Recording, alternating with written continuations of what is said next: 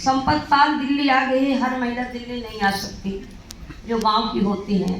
वो बेचारी खेत खलिहान का काम करती हैं, अपने बच्चे भी पालती हैं, गरीबी से भी जूझ रही, फिर भी वो महिला स्ट्रांग होती हैं, अपने हक के लिए वो लड़ जाती है। मैं सबसे डरपोक महिलाएं शहर की मानती हूँ, उनको बहुत खतरा है। देखिए मेरी जबान जो है अलग है, भला आपसे बहुत अलग है। मैं चर्चा नहीं कर रही, मैं इसका पूरा सारा अंश निकाल रही हूँ। अच्छी अच्छी पढ़ी लिखी महिला और आज यहाँ रोज घटनाएं सुनने को मिलती हैं। तो जब आपके साथ ऐसा होता है तो हम तो बहुत कमजोर है भाई, हम तो गांव में रहते, पर गुलाबी गैंग का डंडा क्यों बनाया गया है? इसीलिए बनाया गया है। मैंने डंडा क्यों उठाऊं महिलाएं के लिए? हमको कहते हैं ये नक्सली है, बहुत है, हमने उसका भी पंगा बहुत लिया। हमारे यहाँ उत्तर प्रदेश में मायावती की सरकार थी और गरीब महिलाओं के लिए एक तरह से मैं पहले छुआछूत को मिटाया है कि ये छुआछूत है क्या। मैं अपने अनुभव से सोचा करती थी, मैं अपनी ही बात रख रही हूँ। फिर मैं उसको धीरे धीरे कि ये ऐसे नहीं हो पाएगा, ये महिलाओं को पहले संगठन तैयार करना पड़ेगा। जब हम 10 महिलाएं मिलकर लड़ेंगी तो एक 10 आदमी हमारी बात को सुनेगा, अकेले आवाज नहीं उठाई जा सकती। तब मैं धीरे धीरे ये संगठन तैयार किया, गांव की महिलाओं को मीटिंग में बुलाती थी, धीरे धीरे उनको गाना गीत सुना सुना के उनको अपने पक्ष में लाई और फिर अपने पक्ष में लेकर के उन्हें मैं स्वावलंबी बनाने का काम किया कि इनको कैसे हम बना सकते हैं। भाई इनका अगर इसके पति से हम लड़वा भी दें और ये बेचारी कुछ इनके हाथ में रोजगार नहीं मिलेगा तो कल के दिन ये लाठी भी खाएगी और उनको कुछ मिलेगा भी नहीं। तो पहले तो हम वही शुरुआत की कि हर महिला को हमने एक संगठन में ऐसा प्रशिक्षण देते थे कि मारने पीटने की बात नहीं करते थे, केवल लड़का लड़की के भेदभाव में कि भाई लड़का हो या लड़की हो सब एक ही है, ये लड़का के चक्कर में मत पड़ा करो। दूसरी बात उनको क्या स्वावलंबी बनाया कि तुम गांव में हम एक 20-20 रुपए का खाता खुलवाया, वो सरकार वाला नहीं, सरकार तो कुछ कर ही नहीं पाई। जो SSY को वो जो NGO से पैसे जमे कराए जाते थे उससे कुछ हुआ नहीं, सब महिलाओं को बंदर बांट हुआ। लेकिन मैं ऐसी एक अपनी कमेटी को तैयार किया कि हर महीना पहले तुम 20-20 रुपए आप बैंक में पैसा जमा करो, लेकिन बैंक वो है तुम्हारी बैंक होनी चाहिए, वो बैंक में नहीं, आप अपनी खुद की बैंक बनाओ। तो हमने एक बक्सा, देखो एक उदाहरण मैं दे रही हूँ, अभी आना तो मैं आपको दिखाऊंगी। तो मैंने बक्सा खरीदती थी, 15 महिलाओं का समूह बनाती थी, वो उन्हीं का पैसा उन्हीं के बक्से में डलवाती थी। ताला चाबी 5 महिलाओं का एक कमेटी बना के कि तुम्हारी जिम्मेदारी है और इसका मैनेजमेंट मैं करूंगी और तुम इतना काम करती रहो। फिर धीरे धीरे उनको इतना लालच आया कि 100 रुपए जमा करने लगी। तो मैं 36 गांव में समूह बनाया और 36 गांव में जब हमारे 15-20 लाख का ये हमारा बजट हुआ तो उन्हीं महिलाओं को मैंने खेत गहन रखवाया। हमारे यहाँ बलकट को खेत रखते हैं, तो वही महिलाएं 15 महिलाएं का जो ग्रुप है 1 बीघे खेते में लाखों की सब्जी उगाती थी और खुद बेचने जाती। में ये शर्म वरम नहीं है, अपना खुद काम करो, ये अपना बिजनेस है, रोजगार है, ये सब अपनी मेहनत मजदूरी है। कुछ महिला का हमें लोग हंसेंगे, तो मैंने कहा चारा जब घास छीलने जाती हो दूसरे की मजदूरी करे तो उसमें नहीं लोग हंसते, ये उनकी झिझक हमें छुटाना पड़ा। कुछ गांव की महिलाएं अगर फिर मैं उनकी स्कूल खोली महिलाओं की कि तुम किसी मास्टर से नहीं पढ़ना, अपने बच्चों से पढ़ो। तुम्हारे बच्चा 1-2 में पढ़ते हैं और किताब लेके तुम घंटा खान उनसे सीखो, और जब छोटा से बच्चा पढ़ जाता है तो तुम तो 40-40 साल की महिला पढ़ नहीं सकती हो। मैंने कई स्कूल खोला महिलाओं के और 30,000 महिलाओं को हमने साक्षर बना दिया।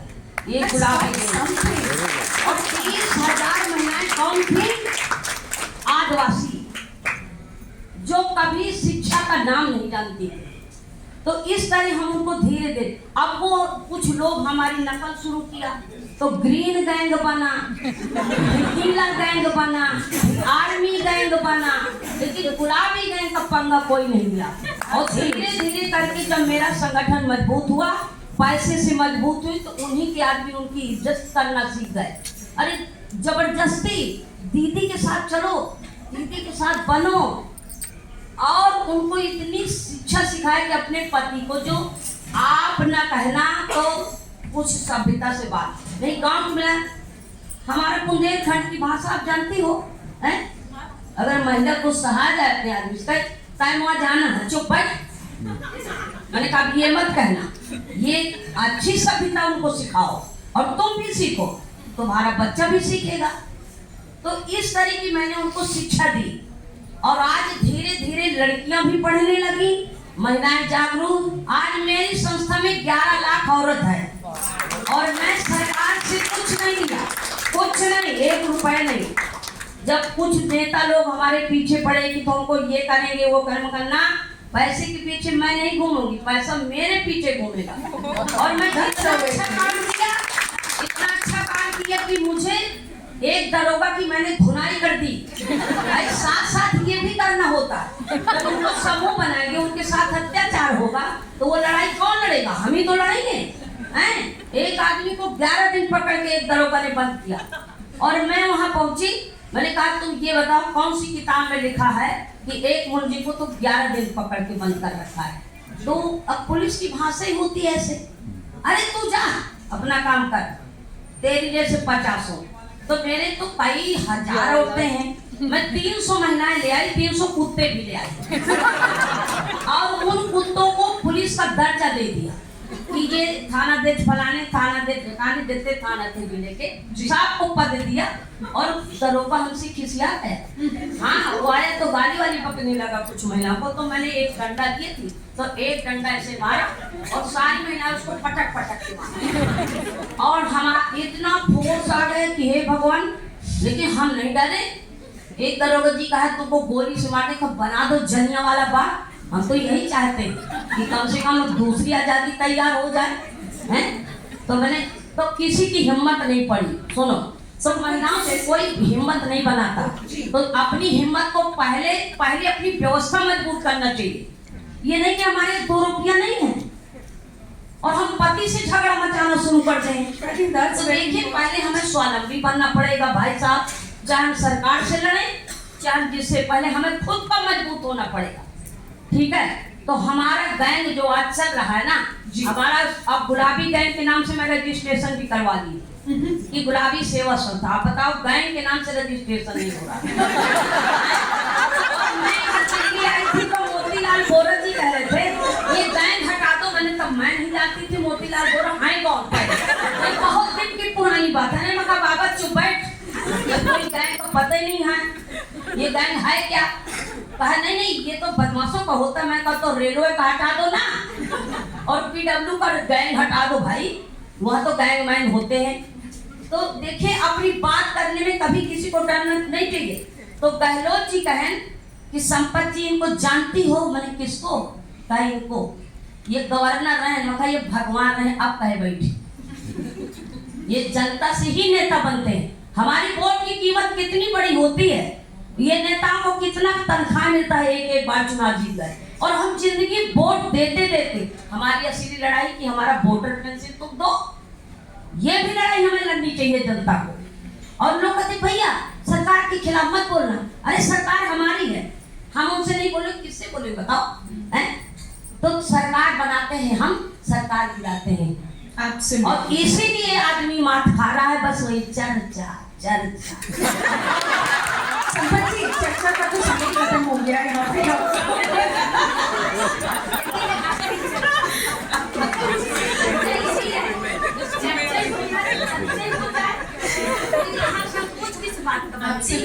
Absolutely. Sorry. The questions, yes. We have some time for the questions, and there are 2 questions. हंसी ना हो तो मजा का। Absolutely.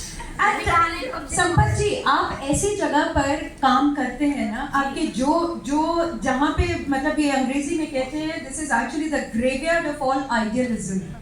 वो मतलब जो हमारा जो बड़ी बड़ी बातें करते हैं ना, वो वहाँ पे जाके दफन हो जाता है। Actually things work the way Sampat ji saying, it hurts me to say this, but काम ऐसे ही निकलवाना पड़ता है बहुत जगहों पे। Right. Okay, so the question here is to Surbhi. There is a question: how are you able to change the mindset of rural women from shifting Sinai Kadhai Bunai jobs to coding, growth career path as they prefer short-term solution, want to earn fast. भैया ये तुम्हारी भाषा है, बुंदेलखंडी भाषा है, आप इसे अच्छे से पढ़ो।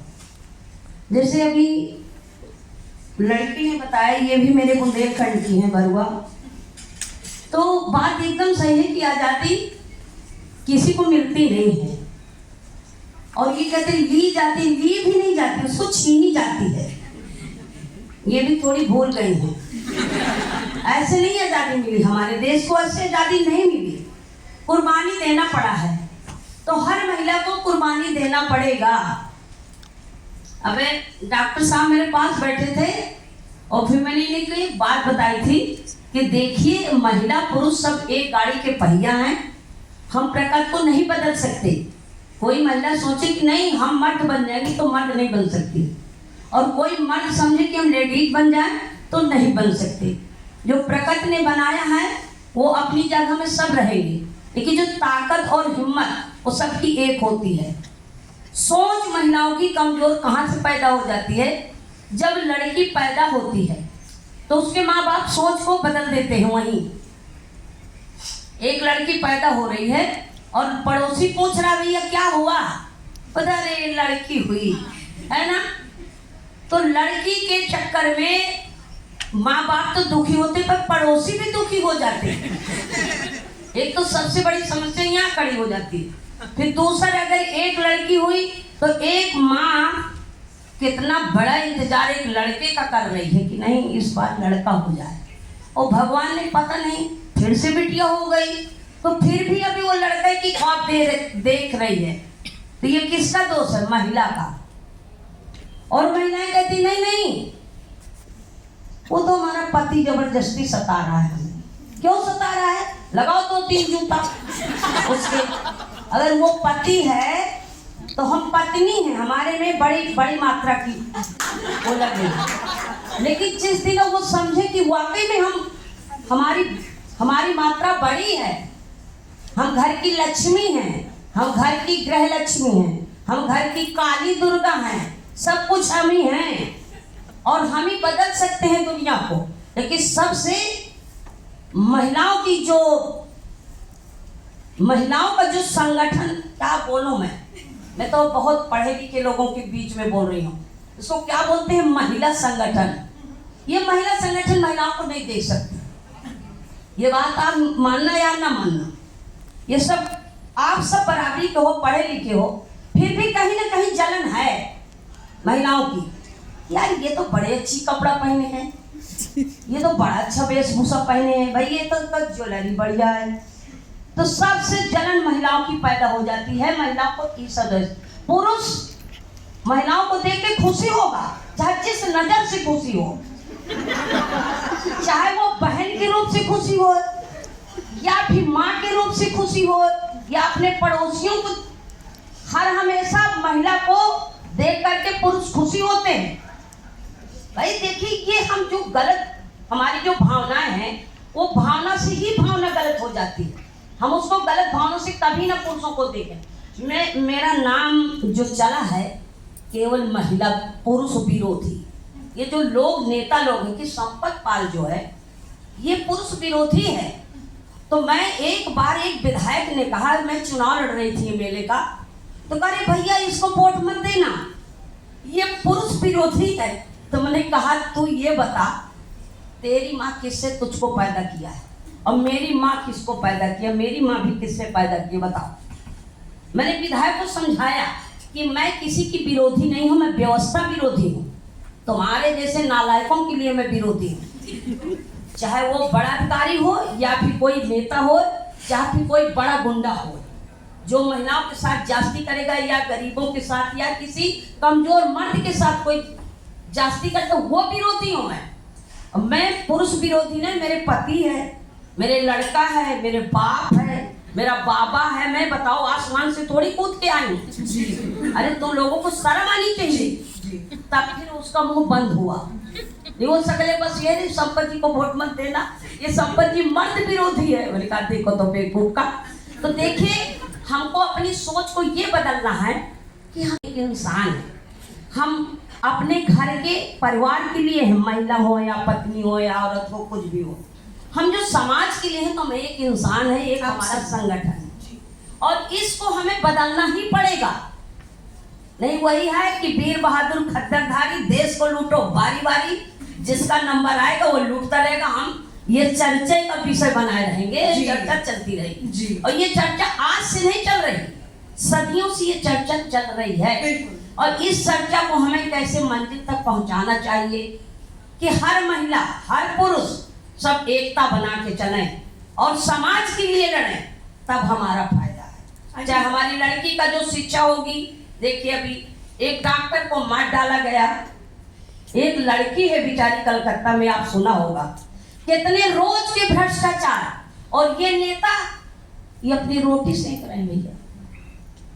सबकी सरकार में यही होता है, दुनिया खराब है तो सरकार का दोष नहीं है, चूना खराब है तो पान का दोष नहीं। बिल्कुल सही बात है संपत जी, और अभी मैं इस बात पे दोबारा आती हूँ, सरकारों की बात। तो मैं अपनी बात कितनी बोलूं कि मैं कितना सबके दिल में भर दूं कि तुम सब एक इंसान बनो, और समाज को अगर बदलना है तो हमें जो झूठ बोले उसको झूठ नहीं बोलने देना, उसकी जबान में लगाम लगाओ, चाहे वो घर का आदमी हो चाहे वो बाहर का आदमी हो, उसकी हाँ में हाँ मत मिलाओ, नहीं भैया बढ़िया है बढ़िया, एक जिंदाबाद तो पीछे वाला कहता है जिंदाबाद, एक कहते मुर्दाबाद तो वो पीछे वाला कहते ना जिंदा देखा ना मरा, सब उनके हाँ में हूँ हाँ में हूँ हाँ में हूँ, और वही मीडिया करती है भैया जी। मैं सबको धोऊंगी आज, परेशान न करूं, चाहे वो मीडिया हो या फिर वो कोई समाज सेवी हो या कोई, हम कहते झूठ को झूठ कहो कि हाँ झूठ है जी, हमको कोई निकाल थोड़ी देगा।